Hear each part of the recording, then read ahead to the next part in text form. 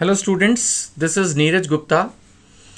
Illustration 4 की पहली 5 entries हम कर चुके हैं।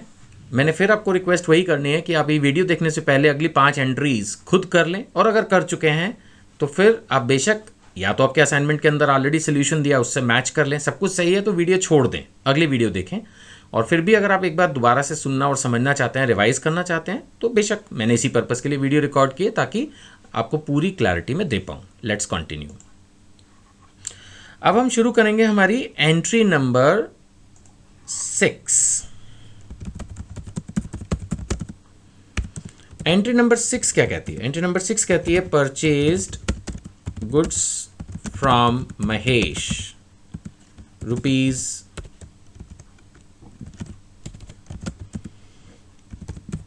40,000। Purchased goods from Mahesh ₹40,000। Now इसमें कहीं लिखा नहीं है बट इट इज़ ऑब्वियस। मैं इसको फिर से नोट में लिखवाने की कोशिश करूंगा that as nothing is mentioned about cash it is a credit transaction. कहने का मतलब है कि जो हमने सामान खरीदा है वो उधार में लिया है, ये अपने को मानना होगा। ठीक है, ये हमने उधार लिया है, this we have to understand. Now अब उधार में लिया है तो एक तो वो मिस्टर महेश जिंदा हो गए एज ए क्रेडिटर, जिससे उधार लेते हैं उसको क्रेडिटर बोलते हैं, जिसको उधार बेचते हैं हमारे कस्टमर को उसको हम मानते हैं डेटर। अभी तो हमारे क्रेडिटर हैं मिस्टर महेश, तो उस हिसाब से महेश जो हैं ये हो गए हमारे सन्ड्री। सन्ड्री हम लगाते हैं, खासकर टैली की लैंग्वेज है।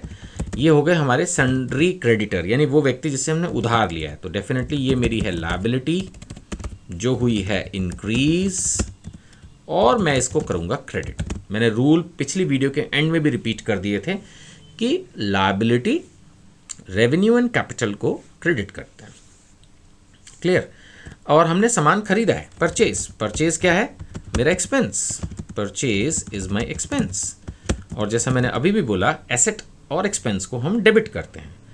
तो यहाँ पर मेरा ये एक्सपेंस एक तरह से इंक्रीज हुआ, मैं इसको करूँगा डेबिट। तो मुझे मेरे डेबिट और क्रेडिट दोनों अब मिल गए हैं, तो मेरे लिए कोई मुश्किल नहीं है। मैं शुरू कर सकता हूँ अपनी entry. Purchase account debit and my amount is 40,000 and to Mahesh. नाम क्या आ गया? आप अकाउंट ना भी लिखें तो चलता है, 40,000। इसकी मैं नरेशन भी लिख दूंगा, being goods purchased on credit from Mahesh. ये मेरी हो गई एंट्री नंबर 6। एक बार फिर से रिपीट कर लें। परचेजेस है, खर्चा है, बढ़ा है, डेबिट किया। महेश है, क्रेडिटर है, लायबिलिटी है, बढ़ी है, क्रेडिट किया। बस सिंपल। इस तरह से जनरल एंट्रीज होती हैं। जब आप टैली में एंट्री करेंगे वहाँ तो बहुत आसान है। वहाँ तो क्या होता है, परचेज का वाउचर अलग डलता है, सेल्स का वाउचर अलग डलता है, रिसीट का वाउचर अलग डलता है, पेमेंट का वाउचर अलग डलता है, जनरल एंट्रीज जो इन चारों के अलावा होती हैं वो अलग डलती हैं, कॉन्ट्रा एंट्रीज जिसमें कैश और बैंक की ही इन्वॉल्वमेंट होती है उसकी अलग डलती है, बहुत सफाई से। और बटन दबाते ही balance sheet, profit and loss account, trial balance आपके सामने आ जाते हैं। तो अभी आप सीखिए इसको और फिर आप देखेंगे कि जब आप टैली सॉफ्टवेयर पर काम करेंगे तो कितना इंटरेस्टिंग है और कितना ईजी वो कर देता है। लेकिन टैली भी एक मामले में काफ़ी हद तक मैं कहूँगा बदमाश है। वो ढंग से आपको डेबिट क्रेडिट नहीं सिखाता, जनरल एंट्री नहीं सिखाता, तो वो थोड़ी सी आपको प्रैक्टिस चाहिए। और यही रीज़न है कि मैं जनरल एंट्रीज आपकी स्ट्रांग करवाना चाहता हूँ, और आप भी जनरल एंट्रीज इतनी स्ट्रांग कर लीजिए कि आपको कोई प्रॉब्लम आए ही ना। Anyways, let's restart with entry number 7। Entry 7 says sold goods for cash to Naresh. हमने नरेश को कैश में माल बेचा 25,000 का। नाउ मैंने आपको पहले भी ये बात लिखवाई थी एक बार, मतलब इसी पिछली वीडियो में, कि जब कैश की डील हो तो एज सच हम पार्टी को इग्नोर करते हैं। वो बात अलग है कि टैली के एंगल से मैं आपको सिखाऊंगा ये बातें कि पार्टीज को हम खड़ा करते हैं, यानी बुक्स में लाते हैं इवन कैश ट्रांजैक्शन वाली की, ताकि हम बस देख पाएँ कि उनसे हमने पूरे साल में कितनी ट्रांजैक्शंस की हैं। अदरवाइज तो हमारा काम उसके बगैर भी चल सकता है अगर हम पार्टीज़ का नाम कैश सेल्स में ना भी लिखें। और दुनिया में ऐसी कितनी दुकानें हैं जहाँ पे कैश में माल बिकता है। आप देखिए किरियाना स्टोर्स वगैरह, वो थोड़ी कस्टमर का नाम लिखते रहते हैं। अब आप गए 20 रुपये की जो है 2 फ्रूटी खरीद लाए, तो वो आपका नाम पता थोड़ी लिख रहा है। सेल तो सेल ही है ना, बुक तो उसको भी करना है। तो ये भी एक बहुत बड़ा प्रैक्टिकल वर्जन है लाइफ में कि कैश सेल्स में पार्टीज़ के नाम नहीं लिखे जाते। आप जाते हो, सामान खरीदते हो, ले आते हो, पार्टी का नाम होता ही नहीं। इवन मोबाइल भी आप खरीद के लाते हो 10,000 का, 15,000 का, वो कैश करके बिल बना के आपके हाथ में दे देता है। अगर आप कैश पेमेंट करो, पार्टी का नाम लिखते ही नहीं, उसको मतलब ही नहीं, कंसर्न ही नहीं है। तो ये भी एक प्रैक्टिकल वर्जन है। तो मैं इसको फिर से लिखवा रहा हूँ एक नोट करके कि when we deal in cash then party name is not relevant. और यही रीज़न है कि कहीं ना कहीं एक नरेशन बनाई जाती है जिसमें पार्टी का नाम लिख देते हैं अगर लिखना हो तो, राइट। खैर, अभी मैं आपसे फ़िलहाल बात करना चाहता हूं उन 2 अकाउंट्स की जो अफेक्ट हुए हैं। अभी कैश में माल बेचा 25,000, 2 बातें उठ के आ गई, एक कैश और एक सेल्स। कैश हमारी एसेट जो कि इंक्रीज़ हुई नेचुरली, क्योंकि आपने जब कैश सेल किया तो वो इंक्रीज़ हो गई, तो इसलिए हमने उसको किया डेबिट। सेल्स की अगर हम बात करें तो ये है हमारा रेवेन्यू, और ये भी हमारा इंक्रीज़ हुआ जब सेल की तो, लेकिन रेवेन्यू, लायबिलिटी एंड कैपिटल, इसके इंक्रीज़ होने पर इसको हम करते हैं क्रेडिट। तो अब हमारे दोनों अकाउंट हमारे सामने क्लियर है, कैश का क्या डील करना है और सेल्स का कैसे डील करना है। कैश हमें डेबिट करना है और सेल्स हमें क्रेडिट करनी है, राइट। तो अब इसकी जनरल एंट्री कैसे उठेगी, cash account debit 25,000 to sales account 25,000। इसकी नरेशन ले लेते हैं, बीइंग कैश सेल्स टू, अब दिया ही है उसने नरेश का नाम तो लिख भी दो, कोई ऐसे नाम लिखने में आफत भी नहीं है, being cash sales to Naresh. बात समझ में आई। So this is how we do our journal entries, ठीक है ना। तो मेरे ख्याल से अब जैसे जैसे जनरल एंट्रीज बढ़ रही हैं, and I am quite confident कि आपकी जनरल एंट्रीज करेक्ट भी होंगी और आपका कॉन्फिडेंस लेवल भी साथ साथ बढ़ रहा होगा। Let's do entry number 8।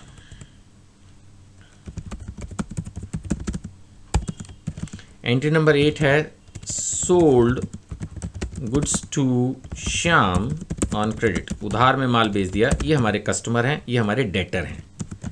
This is ₹30,000। Sold goods to Shyam on credit ₹30,000, correct.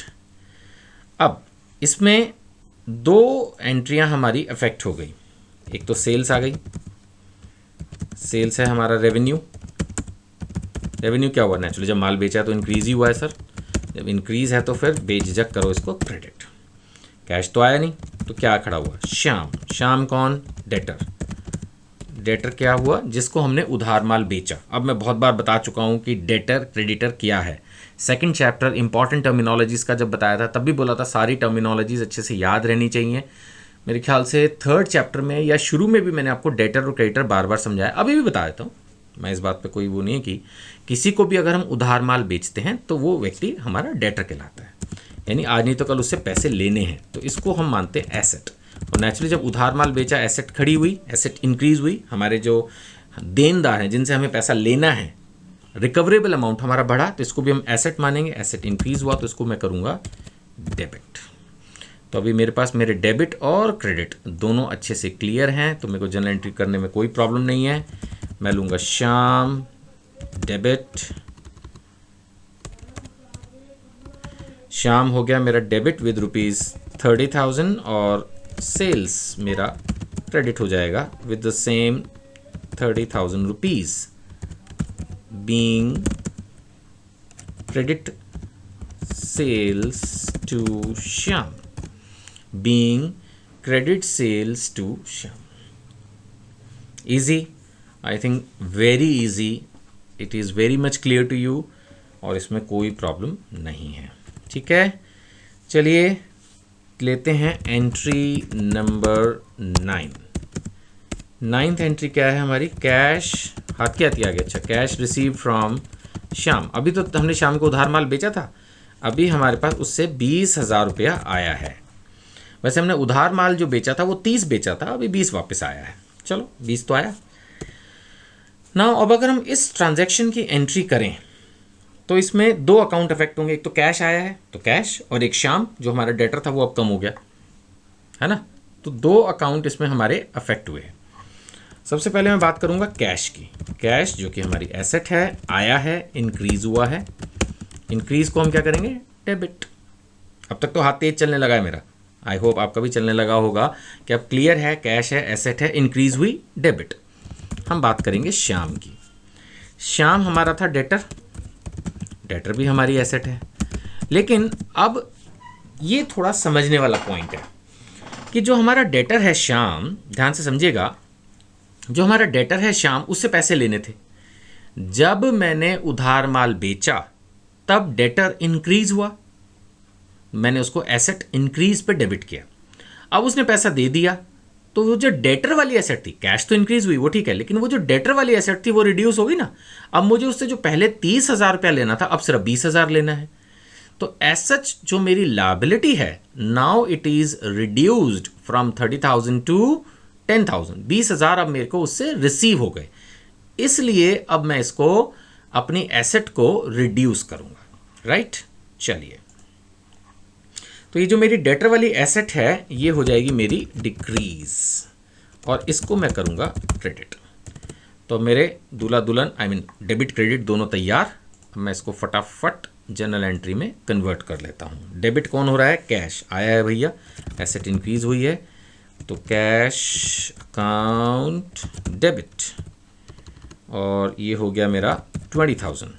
और ये मेरे मिस्टर श्याम जो हैं जिनको मैंने उधार माल बेचा था, अब ये मेरी एसेट रिड्यूस हो गई 20,000 से। इसकी मैं जनरल एंट्री और सॉरी नरेशन भी उठा लूँगा। Being cash received from Shyam the debtor.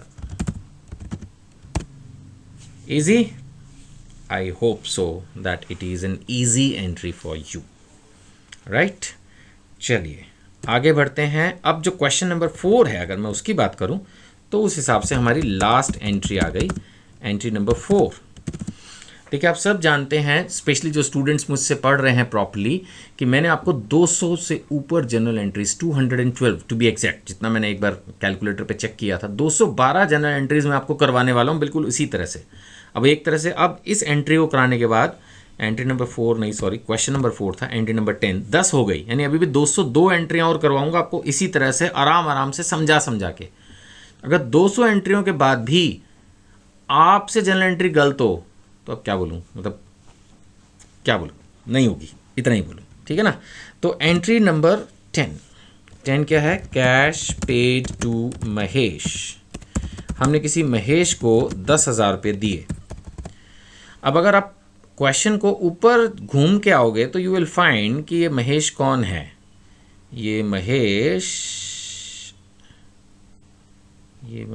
कौन है, ये है महेश, ये है महेश, ये है Mahesh. Entry number 6, purchased goods from Mahesh ₹40,000। हमने इससे उधार माल लिया था और इसको हमने क्या बना दिया था, इसको हमने अपना बनाया था क्रेडिटर।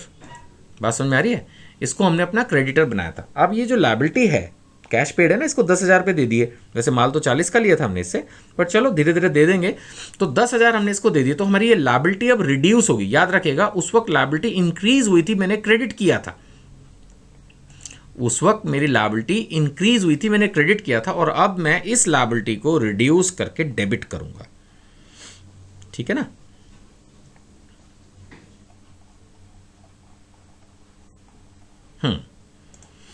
तो यहां पर जब मैंने महेश को 10,000 रुपये दिए हैं, तो अगर मैं महेश के अकाउंट की बात करूं सबसे पहले, तो महेश जो कि मेरा क्रेडिटर है, मेरी लायबिलिटी है, वो अब क्या हुई है, वो हुई है रिड्यूस, डिक्रीज। और डिक्रीज होने पर लायबिलिटी मैं क्या करूंगा, डेबिट। ये है कहानी। वहां पर ऊपर हमने क्रेडिट किया था, अब मैं कर रहा हूं उसको डेबिट। और कैश तो पेड है, गया। तो कैश जो कि मेरी एसेट है वो भी डिक्रीज हुई है, तो इसको, क्योंकि एसेट मेरी डिक्रीज हुई, इसको मैं करूंगा क्रेडिट, ठीक है। डेबिट क्रेडिट के रूल्स पिछली वीडियो के एंड में भी आपको बताए थे, उन्हीं रूल्स को मैं यूज कर रहा हूं। उस हिसाब से अब जो मेरी जनरल एंट्री बनती है वो बनती है Mahesh debit with 10,000 to cash. Cash दिया ना, कैश अकाउंट मेरा क्रेडिट हो रहा है, ऊपर साफ साफ मैंने अभी आपके साथ डिस्कस भी किया। तो ये हो गया मेरा 10,000, राइट। अब इसकी मैं नरेशन भी लिख दूंगा, being cash paid to Mahesh creditor. आ रही बात समझ में? देखिए इतना ही आसान है जनरल एंट्रीज क्रिएट करना। इसमें कोई बहुत बड़ा भारी भरकम मैथमेटिक्स नहीं है, कोई बहुत भारी भरकम साइंस नहीं है, आसान है। सिर्फ 5 रूल्स हैं, ध्यान से समझने हैं, हल्का सा याद रखें। उसके बाद आप थोड़ा सा अपने दिमाग की जो है ना यूज़ करें अपने दिमाग का, और ध्यान से उसके दोनों एस्पेक्ट्स देखें कि किसी भी फाइनेंशियल ट्रांजैक्शन में कौन कौन सी 2 चीज़ें डेबिट और क्रेडिट हो रही हैं, या कौन कौन से 2 अकाउंट अफेक्ट हो रहे हैं। फिर वो इंक्रीज़ है या डिक्रीज़, उसके हिसाब से बस डेबिट क्रेडिट निकल जाता है, जनरल एंट्री तैयार हो जाती है। और जैसा मैंने आपको बताया, जब टेली सॉफ्टवेयर में काम करेंगे बस वहाँ तो आपका काम ही खत्म। Once you have done the journal entry, उसके बाद balance sheet, P&L, trial balance तो वो खुद ही बना लेता है। तो कितना आसान है आज की तारीख में लाइफ में जीवन, बट फिर भी थोड़ा तो काम करना पड़ता है। वो थोड़ा सा काम ही अकाउंटेंट के लिए है जनरल एंट्रीज, जो मैं आपको धीरे धीरे समझा रहा हूँ। आप धीरे धीरे समझिए, शुरुआत में धीमे रखें। साइकिल चलाना भी किसी ने अगर आपको सिखाया होगा तो उसने यही बोला होगा कि धीरे चलाओ, गाड़ी चलाने वाले को भी बोला होगा धीरे चलाओ। और लेकिन जो सीखने वाला होता है, ये बड़ी इंटरेस्टिंग बात है कि वो साइकिल भी तेज़ी चलाता है और गाड़ी भी शुरू में तेज़ी चलाता है। तो ये भी मैं समझता हूँ कि आप जनरल एंट्रीज जरूर जल्दीबाजी में कर रहे होंगे। होता है, मन करता है फटाफट डेबिट क्रेडिट लिख दें, और मैं उतना ही धीमे चल रहा हूँ। और आपको यही सजेस्ट करूँगा एज एन एक्सपीरियंस पर्सन कि आप धीमे धीमे जनरल एंट्री करें। जैसे जैसे कॉन्फिडेंस बढ़ेगा, स्पीड अपने आप बढ़ जाएगी, आपको कुछ करने या सोचने की ज़रूरत नहीं पड़ेगी, और तब तेज़ी से भी करोगे तब भी सही होंगी। ठीक है, चलिए इस वीडियो में इतना ही। अगली वीडियो में करेंगे क्वेश्चन नंबर 5। Thank you.